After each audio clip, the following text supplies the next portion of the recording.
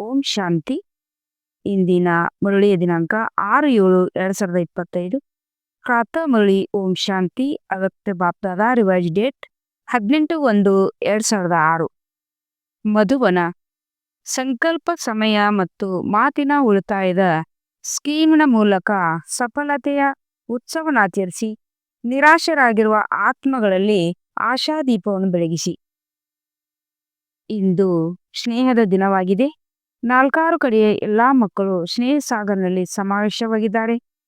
ಈ ಸ್ನೇಹವು ಸಹಜ ಯೋಗಿಗಳನ್ನಾಗಿ ಮಾಡುವಂಥದ್ದಾಗಿದೆ. ಸ್ನೇಹವು ಸರ್ವ ಅನ್ಯ ಆಕರ್ಷಗಳಿಂದ ದೂರ ಮಾಡುವಂಥದ್ದಾಗಿದೆ. ಸ್ನೇಹದ ವರದಾನವು ತಾವೆಲ್ಲ ಮಕ್ಕಳಿಗೆ ಜನ್ಮದ ವರದಾನವಾಗಿದೆ. ಸ್ನೇಹದಲ್ಲಿ ಪರಿವರ್ತನೆ ಮಾಡಿಸುವ ಶಕ್ತಿ ಇದೆ. ಅಂದಾಗ ಇಂದಿನ ದಿನ 2 ಪ್ರಕಾರದ ಮಕ್ಕಳನ್ನು 4 ಕಡೆ ನೋಡಿದೆವು. ಲವ್ಲಿ ಮಕ್ಕಳಂತೂ ಎಲ್ಲರೂ ಆಗಿದ್ದಾರೆ. ಆದರೆ 1ನೆಯವರು ಲವ್ಲಿ ಮಕ್ಕಳು, 2ನೆಯ ಪ್ರಕಾರದವರು ಲವ್ಲಿನ್ ಮಕ್ಕಳು. ಲವ್ಲಿನ್ ಮಕ್ಕಳ ಪ್ರತಿ ಸಂಕಲ್ಪ, ಪ್ರತಿ ಶ್ವಾಸದಲ್ಲಿ, ಪ್ರತಿ ಮಾತು, ಪ್ರತಿಯೊಂದು ಕರ್ಮದಲ್ಲಿ ಸ್ವತಃ ಮತ್ತು ಸಹಜವಾಗಿ ತಂದ ಸಮಾನವಾಗಿರುತ್ತದೆ. ಏಕೆ ಸಹಜವಾಗಿ ತಂದೆ ಸಮಾನವಾಗಿರುತ್ತಾರೆ? ಏಕೆ? ಮಕ್ಕಳಿಗೆ ತಂದೆಯು ಸಮರ್ಥ ಭವದ ವರದಾನ ಕೊಟ್ಟಿದ್ದಾರೆ. ಇಂದಿನ ದಿನಕ್ಕೆ ಸ್ಮೃತಿ ಸಮರ್ಥ ದಿವಸವೆಂದು ಹೇಳುತ್ತೀರಿ. ಇಂದಿನ ದಿನಕ್ಕೆ ಸ್ಮೃತಿ ಸಮರ್ಥ ದಿವಸವೆಂದು ಹೇಳುತ್ತೀರಿ. ಏಕೆ? ತಂದೆಯು ಇಂದಿನ ದಿನದಂದು ಸ್ವಯಂವನ್ನು ಬೆನ್ನೆಲುಬನ್ನಾಗಿ ಮಾಡಿಕೊಂಡರು ಮತ್ತು ಲವ್ಲಿನ ಮಕ್ಕಳನ್ನು ವಿಶ್ವದ ಸ್ಟೇಜಿನಲ್ಲಿ ಪ್ರತ್ಯಕ್ಷಗೊಳಿಸಿದರು. ವ್ಯಕ್ತದಲ್ಲಿ ಮಕ್ಕಳನ್ನು ಪ್ರತ್ಯಕ್ಷ ಮಾಡಿ ಸ್ವಯಂ ಅವ್ಯಕ್ತ ರೂಪದಲ್ಲಿ ಜೊತೆಗಾರನಾದರು. ಇಂದಿನ ಈ ಸ್ಮೃತಿ ಸಮರ್ಥ ದಿವಸವೆಂದು ಮಕ್ಕಳನ್ನು ಬಾಲಕರಿಂದ ಮಾಲೀಕರನ್ನಾಗಿ ಮಾಡಿ ಸರ್ವಶಕ್ತಿವಂತ ತಂದೆಯನ್ನು ಮಾಸ್ಟರ್ ಸರ್ವಶಕ್ತಿವಂತರನ್ನಾಗಿ ಮಾಡುವಂತ ಪ್ರತ್ಯಕ್ಷ ಮಾಡುವ ಕಾರ್ಯವನ್ನು ಕೊಡಲಾಯಿತು. ಮತ್ತು ತಂದೆಯು ನೋಡಿ ಖುಷಿ ಪಡುತ್ತಾರೆ. ಎಲ್ಲಾ ಮಕ್ಕಳು ಸಹ ಯಥಾಯೋಗ ತಥಾಶಕ್ತಿಯಿಂದ ತಂದೆಯನ್ನು ಪ್ರತ್ಯಕ್ಷ ಮಾಡುವ ಅರ್ಥಾತ್ ವಿಶ್ವ ಕಲ್ಯಾಣ ಮಾಡಿ ವಿಶ್ವ ಪರಿವರ್ತನೆ ಮಾಡುವ ಕಾರ್ಯದಲ್ಲಿ ತೊಡಗಿದ್ದಾರೆ.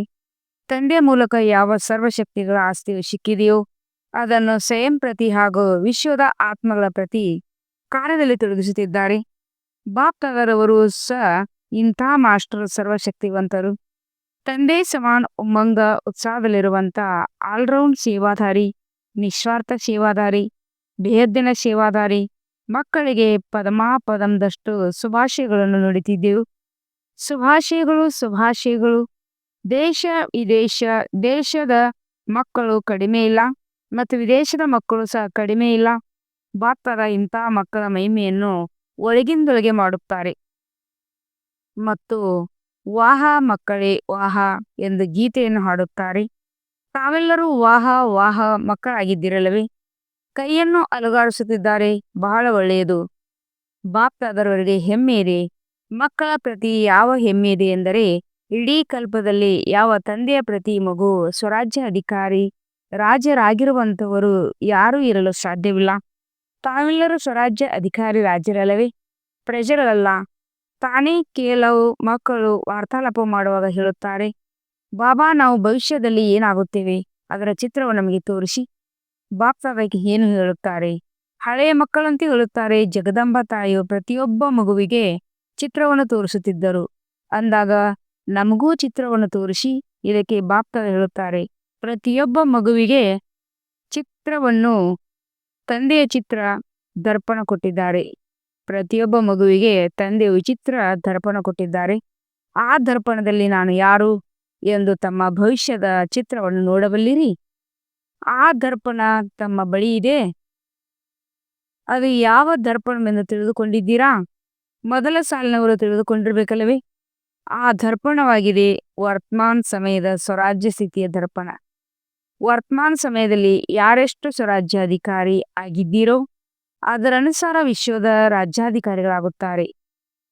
ಈಗ ತಮ್ಮನ್ನು ತಾವು ನಾನು ಸದಾ ಸ್ವರಾಜ್ಯ ಅಧಿಕಾರಿಯಾಗಿದ್ದೇನೆ ಅಥವಾ ಕೆಲವೊಮ್ಮೆ ಅಧೀನ, ಕೆಲವೊಮ್ಮೆ ಅಧಿಕಾರಿಯೇ ಎಂದು ದರ್ಪಣದಲ್ಲಿ ನೋಡಿಕೊಳ್ಳಿ.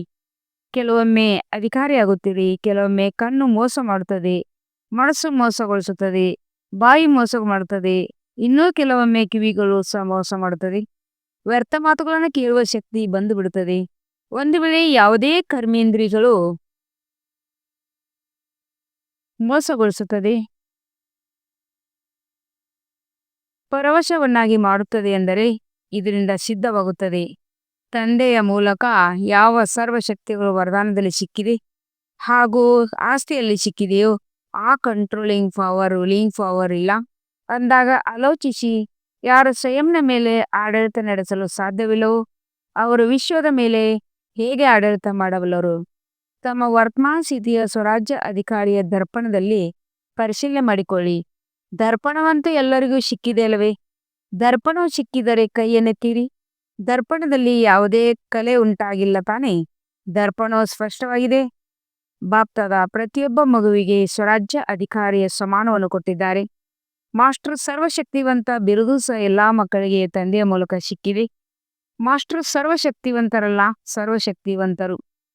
ಕೆಲವು ಮಕ್ಕಳು ವಾರ್ತಾಲಾಪದಲ್ಲಿ ಇದನ್ನು ಸಹ ಹೇಳುತ್ತಾರೆ, ಬಾಬಾ ತಾವಂತೂ ಸರ್ವಶಕ್ತಿಗಳು ಕೊಟ್ಟಿದ್ದೀರಿ, ಆದರೆ ಈ ಶಕ್ತಿಗಳು ಕೆಲವೊಮ್ಮೆ ಸಮಯದಲ್ಲಿ ಕೆಲಸ ಮಾಡೋದಿಲ್ಲ, ಸಮಯದಲ್ಲಿ ಇಮರ್ಜ್ ಆಗೋದಿಲ್ಲ, ಸಮಯ ಕಳೆದು ಹೋದ ಮೇಲೆ ಇಮರ್ಜ್ ಆಗುತ್ತದೆ ಎಂದರೆ ದೂರು ಕೊಡುತ್ತಾರೆ. ಇದಕ್ಕೆ ಕಾರಣವಾಗಬೇಕಾಗುತ್ತದೆ. ಯಾವ ಸಮಯದಲ್ಲಿ ಯಾವ ಶಕ್ತಿಯನ್ನು ಅವನು ಮಾಡುತ್ತಾರೆಯೋ ಆ ಸಮಯದಲ್ಲಿ ಪರಿಶೀಲನೆ ಮಾಡಿಕೊಳ್ಳಿ. ನಾನು ಮಾಲೀಕನಾಗಿ ಆಸನದ ಮೇಲೆ ಸ್ಥಿತನಾಗಿದ್ದೇನೆಯೇ? ಒಂದು ವೇಳೆ ಯಾರಾದರೂ ಆಸನದ ಮೇಲೆ ಸ್ಥಿರವಾಗಿಲ್ಲವೆಂದರೆ ಅಂಥವರ ಆಜ್ಞೆಯನ್ನು ಯಾರೂ ಪಾಲಿಸುವುದಿಲ್ಲ. ಸ್ವರಾಜ್ಯ ಅಧಿಕಾರಿಯಾಗಿದ್ದೇನೆ, ಮಾಸ್ಟರ್ ಸರ್ವಶಕ್ತಿವಂತನಾಗಿದ್ದೇನೆ, ತಂದೆಯ ಮೂಲಕ ಆಸ್ತಿ ಮತ್ತು ವರದಾನಕ್ಕೆ ಅಧಿಕಾರಿಯಾಗಿದ್ದೇನೆ. ಈ ಸ್ಥಿತಿಯ ಆಸನದಲ್ಲಿ ಸ್ಥಿತರಾಗಿ ನಂತರ ಆಜ್ಞೆ ಮಾಡಿ, ಏನ್ ಮಾಡಲಿ, ಹೇಗ್ ಮಾಡಲಿ ಆಗುತ್ತಿಲ್ಲವೆಂದು ಆಸನದ ಕೆಳಗೆ ಕುಳಿತು ಆಸನದಿಂದ ಇಳಿದು ಆಜ್ಞೆ ಮಾಡುತ್ತೀರಿ.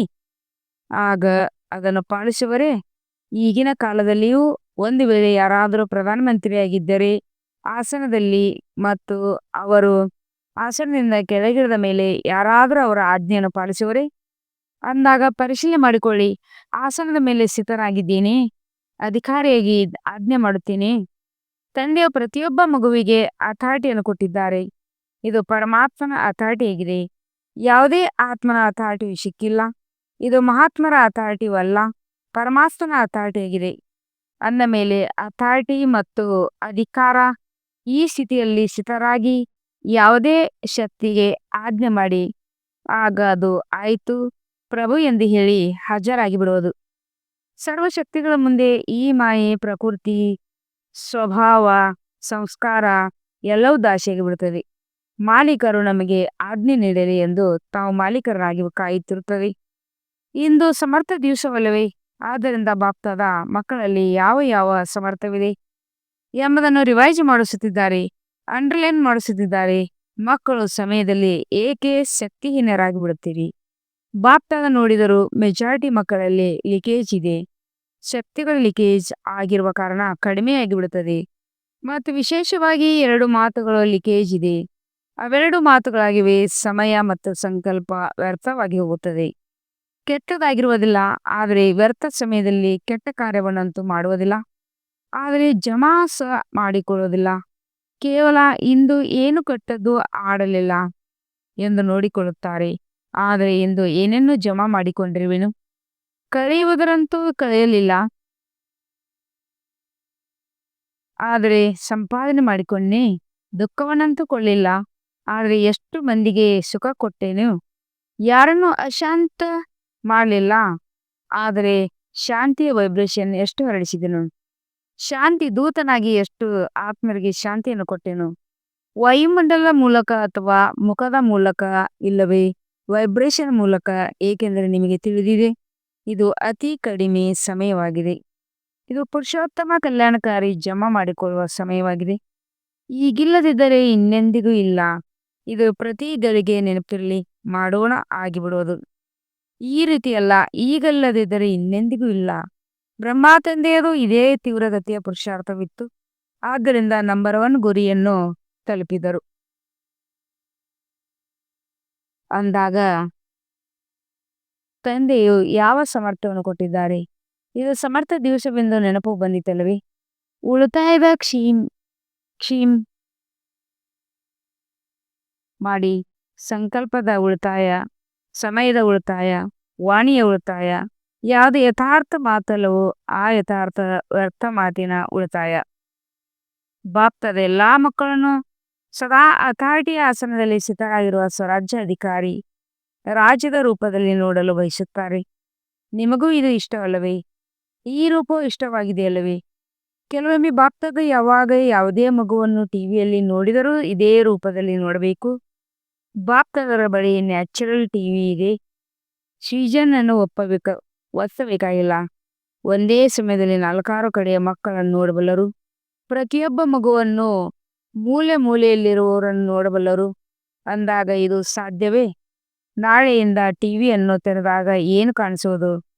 ಪರಿಸ್ಥೆಯ ಉಡುಪಿನಲ್ಲಿ ಪರಿಸ್ಥೆಗಳ ಉಡುಪಾಗಿದೆ. ಬೆಳಕಿನಿಂದ ಹೊಳೆಯುವ ಉಡುಪು, ಮಿಂಚುವ ಉಡುಪು. ಈ ಶರೀರ ಭಾನದ ಮಣ್ಣಿನ ಉಡುಪನ್ನು ಧರಿಸಬೇಡಿ. ಕೊಳೆಯುತ್ತಿರುವ ಉಡುಪಾಗಿರಲಿ, ಸಫಲತೆಯ ನಕ್ಷತ್ರಗಳಾಗಿರಲಿ, ಇಂಥ ಪ್ರತಿಯೊಬ್ಬರ ಮೂರ್ತಿಯನ್ನು ಈ ರೂಪದಲ್ಲಿ ನೋಡಲು ಬಯಸುತ್ತೇವೆ. ನಿಮಗೂ ಪ್ರಿಯಲ್ಲವೇ? ಮಣ್ಣಿನ ಉಡುಪನ್ನು ಧರಿಸುತ್ತೇವೆಂದರೆ ಮಣ್ಣಿನ ತರಹವೇ ಆಗಿಬಿಡುತ್ತೀರಿ. ಹೇಗೆ ತಂದೆಯು ಅಸರಿಯಾಗಿದ್ದಾರೆ, ಬ್ರಹ್ಮ ತಂದೆಯ ಬೆಳಕಿನ ಉಡುಪಿನಲ್ಲಿದ್ದಾರೆ, ಪರಿಸ್ಥೆ ಆಗಿದ್ದಾರೆ, ಅದೇ ರೀತಿ ಫಲೋತ್ಪಾದನ ಮಾಡಿ ಸ್ವರೂಪದಲ್ಲಿ ನೋಡಿ. ಒಂದು ವೇಳೆ ತಮ್ಮ ವಸ್ತ್ರಗಳಿಗೆ ಮಣ್ಣು ಆದರೆ ಕಲೆ ಉಂಟಾದರೆ ಏನು ಮಾಡುತ್ತೀರಿ? ಅದನ್ನು ಬದಲಾಯಿಸಿಬಿಡುತ್ತಲ್ಲವೇ?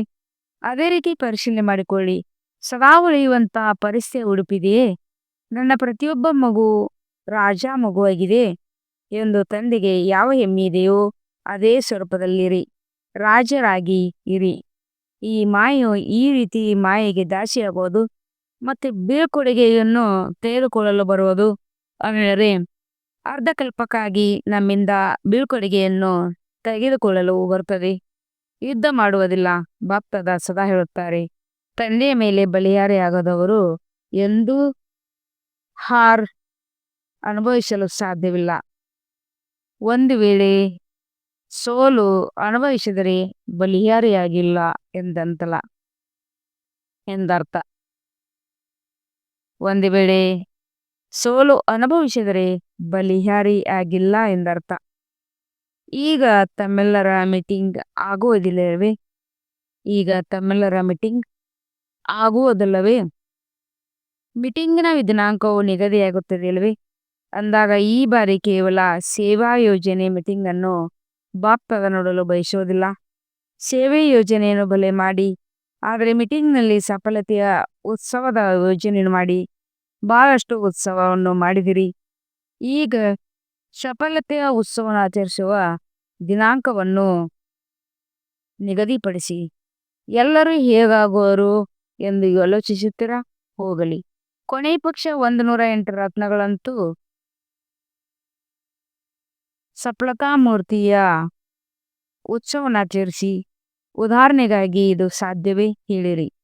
ಮೊದಲನೇ ಸಾಲಿನವರು ಹೇಳಿರಿ, ಸಾಧ್ಯವೇ? ಉತ್ತರವನ್ನು ಕೊಡುವ ಸಾಹಸವನ್ನು ಇಡುವುದಿಲ್ಲ. ಮಾಡುತ್ತೇವೆಯೇ ಅಥವಾ ಇಲ್ಲವೋ ಎಂದು ಆಲೋಚಿಸಿರಿ. ಸಾಹಸವಿದ್ದಾಗ ಅಲ್ಲಿ ಎಲ್ಲವೂ ಆಗುತ್ತದೆ. ದಾದೀಜಿ ಹೇಳಲಿ, 108 ಮಂದಿ ಸಫಲತಾ ಮೂರ್ತಿಗಳಾಗುವಿರಾ? ಹೌದು ಬಾಬಾ, ಖಂಡಿತ ಆಗಲು ಸಾಧ್ಯ ಇದೆ. ಸಫಲತೆಯ ಉತ್ಸವ ಆಗುತ್ತದೆ. ನೋಡಿ, ದಾದೀಜಿಯಲ್ಲಿ ಧೈರ್ಯವಿದೆ. ತಮ್ಮೆಲ್ಲರ ಕಡೆಯಿಂದ ಧೈರ್ಯವನ್ನು ನೀಡುತ್ತಿದ್ದಾರೆ. ಅಂದಾಗ ಸಹಯೋಗಿಗಳಾಗಿ ಈ ಬಾರಿ ಮೀಟಿಂಗ್ ಅಂದಾಗ ಅದರಲ್ಲಿ ಬಾಪ್ತದ ರಿಪೋರ್ಟ್ ತೆಗೆದುಕೊಳ್ಳುತ್ತೇವೆ. ಪಾಂಡವರೇ ಕೇಳಿ, ಏಕೆ ಸುಮ್ಮನಿದ್ದೀರಿ? ಏಕೆ ಮೌನವಾಗಿದ್ದೀರಿ? ಸಾಹಸವನ್ನೇಕೆ ಇಡುತ್ತಿಲ್ಲ? ಮಾಡಿ ತೋರಿಸುವಿರಾ? ಒಳ್ಳೆಯದು. ಸಾಹಸವನ್ನು ಇಡಬಲ್ಲಿರಾ? ನಾವು ಸಾಹಸವನ್ನಿಟ್ಟು ಮಾಡಿ ತೋರಿಸುತ್ತೇವೆ ಎಂದು ಯಾರು ತಿಳಿವಿರೋ ಅವರು ಕೈ ಎತ್ತಿರಿ. ಮಾಡುವಿರಾ? ಯಾವುದೇ ಸಂಸ್ಕಾರ ಇರುವುದಿಲ್ಲವೇ? ಯಾವುದೇ ನಿರ್ಬಲತೆ ಇರುವುದಿಲ್ಲವೇ? ಒಳ್ಳೆಯದು. ಮಧುಬಂದವರು ಸಹ ಕೈ ಎತ್ತುತ್ತಾರೆ. ವಾಹ, ಶುಭಾಶಯಗಳು ಅಂದಾಗ 108 ಬಹಳ ಸಹಜವಾಗಿ ಆಗಿಬಿಡೋದು.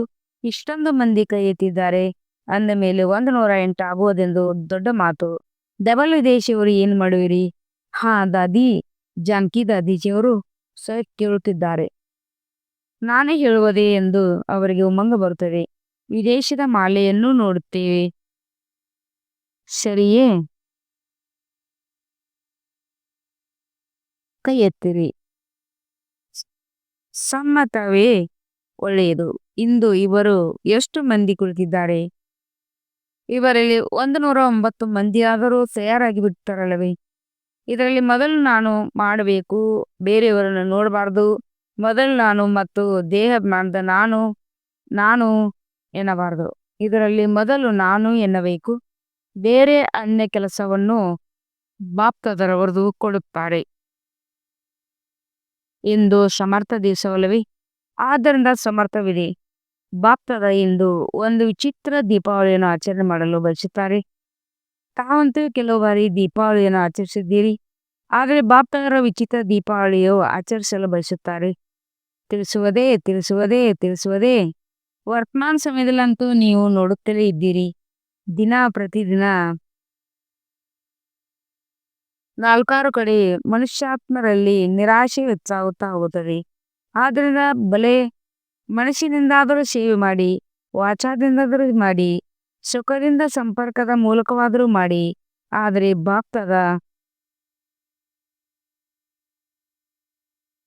ನಿರಾಶರಾಗಿರುವ ಮನುಷ್ಯರಲ್ಲಿ ಆಶಾದೀಪವನ್ನು ಬೆಳಗಿಸಲು ಬಯಸುತ್ತಾರೆ.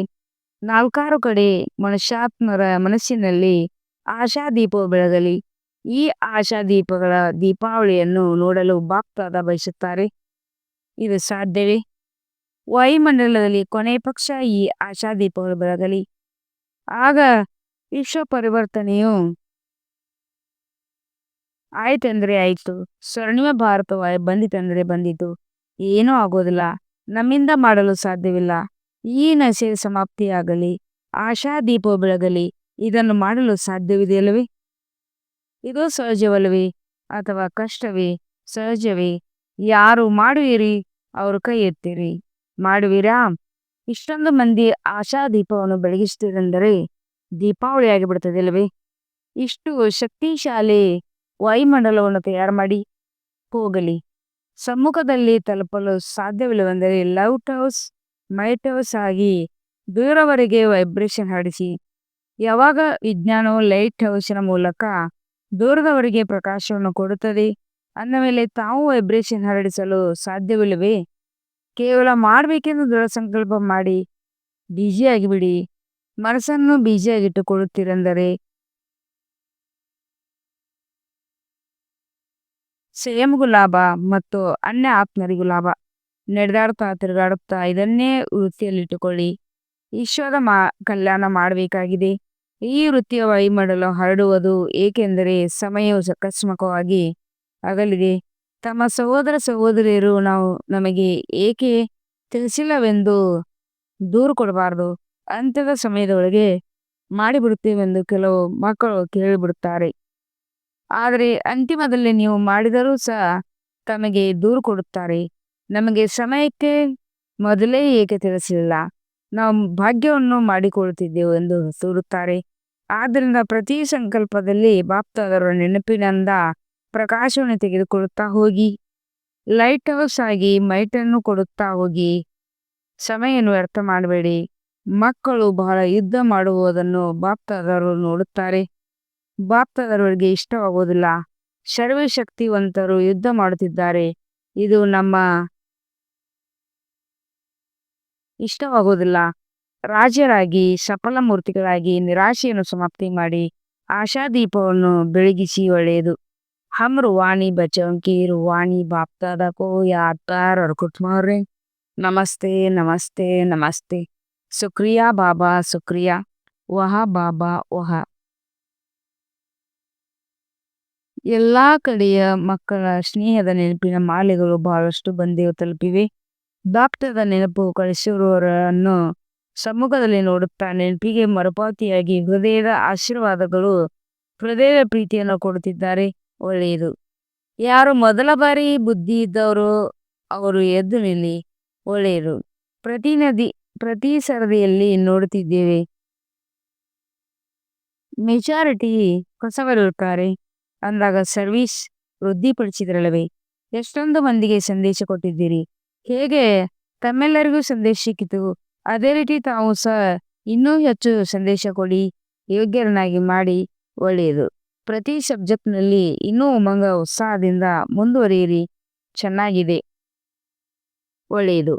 ಈಗ ಲಕ್ಷ್ಯವನ್ನಿಡಿ ನಡೆದಾಡುತ್ತಾ ತಿರುಗಾಡುತ್ತಾ ಮನಸ್ಸ ವಾಚ ಇಲ್ಲವೇ ಕರ್ಮಣ ಸೇವೆಯಲ್ಲಿದೆ ಇರಲೇಬಾರದು ಮತ್ತು ನೆನಪಿನಲ್ಲಿದೆಯೋ ಇರಬಾರದು. ನೆನಪು ಮತ್ತು ಸೇವೆ ಸದಾ ಜೊತೆಯಲ್ಲಿರುವ ಇಷ್ಟು ತಮ್ಮನ್ನು ಬ್ಯುಸಿಯಾಗಿಟ್ಟುಕೊಳ್ಳಿ. ನೆನಪಿನಲ್ಲಿಯೂ ಹಾಗೂ ಸೇವೆಯಲ್ಲಿಯೂ ಖಾಲಿ ಇರುತ್ತದೆ ಎಂದರೆ ಮಾಯು ಬರಲು ಅವಕಾಶ ಸಿಗುತ್ತದೆ. ಅಷ್ಟು ಬ್ಯುಸಿಯಾಗಿರಿ. ಆದ್ದರಿಂದ ದೂರದಿಂದಲೇ ಮಾಯು ಬರುವ ಸಾಹಸವಿಡಬಾರದು. ಮತ್ತು ತಂದೆಯ ಸಮಾನರಾಗುವ ಯಾವ ಲಕ್ಷ್ಯವನ್ನಿಟ್ಟುಕೊಳ್ಳುತ್ತಿದ್ದೀರಿ ಅದು ಸಹಜವಾಗಿ ಬಿಡುವುದು. ಪರಿಶ್ರಮ ಪಡಬೇಕಾಗುವುದಿಲ್ಲ. ಸ್ನೇಹಿ ಸ್ವರೂಪರಾಗುತ್ತೀರಿ. ಒಳ್ಳೆಯದು. ಬಾಪ್ತಾದರವರ ನಯನಗಳಲ್ಲಿ ಸಮಾವೇಶವಾಗಿರುವ ಕಣ್ಮಣಿಗಳು ತಂದೆಯ ಸರ್ವಪ್ರಾರ್ಥಿಗಳಿಗೆ ಅಧಿಕಾರಿ ಶ್ರೇಷ್ಠ ಆತ್ಮಗಳು. ಸದಾ ಉಮ್ಮಂಗ ಉತ್ಸಾಹದ ರೆಕ್ಕೆಗಳಿಂದ ಹಾರುವ ಮತ್ತು ಹಾರಿಸುವಂತ ಮಹಾವೀರ ಮತ್ತು ಮಹಾವೀರಣಿ ಮಕ್ಕಳಿಗೆ ಒಬ್ಬ ತಂದೆಯ ಸಂಸಾರವಾಗಿದ್ದಾರೆ. ಈ ಲಗನ್ನಲ್ಲಿ ಮಗ್ನನಾಗಿರುವ ಲವ್ಲೀನ್ ಮಕ್ಕಳಿಗೆ ಲವ್ಲೀನರಾಗಿರುವುದು ಅರ್ಥಾತ್ ತಂದೆಯ ಸಮಾನ ಸಹಜ ಆಗುವುದು. ಅಂದಾಗ ಲವ್ಲೀನ್ ಮತ್ತು ಲವ್ಲೀನ್ ಎರಡೂ ಪ್ರಕಾರದ ಮಕ್ಕಳಿಗೆ ಬಹಳ ಬಹಳ ಪದಮದಷ್ಟು ನೆನಪು ಪ್ರೀತಿ ಹಾಗೂ ನಮಸ್ತೆ. ವರದಾನ: ತಮ್ಮ ಪ್ರತಿ ಕರ್ಮ ಅಥವಾ ವಿಶೇಷತೆಯ ಮೂಲಕ ದಾತನ ಕಡೆ ಕೈ ತೋರಿಸುವಂತಹ ಸತ್ಯ ಸೇವಾಧಾರಿ ಭವ. ಸತ್ಯ ಸೇವಾಧಾರಿ ಯಾವುದೇ ಆತ್ಮಕ್ಕೆ ಸಹಯೋಗ ಕೊಟ್ಟು ಸ್ವಯಂನಲ್ಲಿ ಸಿಕ್ಕಿಹಾಕಿಕೊಳ್ಳುವುದಿಲ್ಲ. ಅವರು ಎಲ್ಲರ ಸಂಪರ್ಕವನ್ನು ತಂದೆಯವರ ಜೊತೆ ಮಾಡಿಸುತ್ತಾರೆ. ಅವರ ಮಾತಿನಂತೂ ತಂದೆಯ ಸ್ಮೃತಿ ತರಿಸುವಂಥದ್ದಾಗಿರುತ್ತದೆ. ಅವರ ಪ್ರತಿ ಕರ್ಮದಿಂದ ತಂದೆ ಕಂಡು ಬರುತ್ತಿರ್ತಾರೆ. ಅವರಿಗೆ ಎಂದೂ ಇಂತಹ ಸಂಕಲ್ಪ ಸಹ ಬರುವುದಿಲ್ಲ. ನನ್ನ ವಿಶೇಷತೆಗೆ ಕಾರಣ ಈ ನನ್ನ ಸಹಜವಾಗಿ ಬಿಟ್ಟಿದೆಯೋ ಎಂದು. ಒಂದು ವೇಳೆ ನಿಮ್ಮನ್ನು ನೋಡಿ ತಂದೆಯನ್ನು ನೋಡಿದರೆ ಸೇವೆ ಮಾಡಿದರೆ ಆ ಸೇವೆ ಆಗೋದಿಲ್ಲ. ತಂದೆಯನ್ನು ಮರೆಸಿಬಿಟ್ಟರು. ಸತ್ಯ ಸೇವಾದಾರಿ ಸತ್ಯದ ಕಡೆ ಎಲ್ಲರ ಸಂಬಂಧವನ್ನು ಜೋಡಿಸುತ್ತಾರೆ. ಸ್ವಯಂ ಕಡೆ ಇಲ್ಲ. ಯಾವುದೇ ಪ್ರಕಾರದ ಸ್ಲೋಗನ್, ಯಾವುದೇ ಪ್ರಕಾರದ ಅರ್ಜಿ ಹಾಕುವ ಬದಲು ಸದಾ ರಾಜಿಯಾಗಿರಿ. ಅವ್ಯಕ್ತ ಸೂಚನೆ ಸಂಕಲ್ಪಗಳ ಶಕ್ತಿಯನ್ನು ಕಾಮ ಮಾಡಿ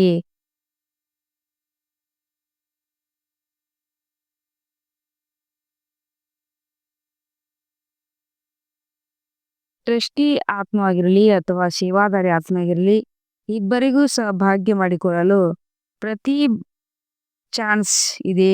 ಯಾರು ಎಷ್ಟು ಭಾಗ್ಯ ಮಾಡಿಕೊಳ್ಳಲು ಬಯಸುತ್ತೀರೋ ಅಷ್ಟು ಮಾಡಿಕೊಳ್ಳಬಹುದು. ಓಂ ಶಾಂತಿ.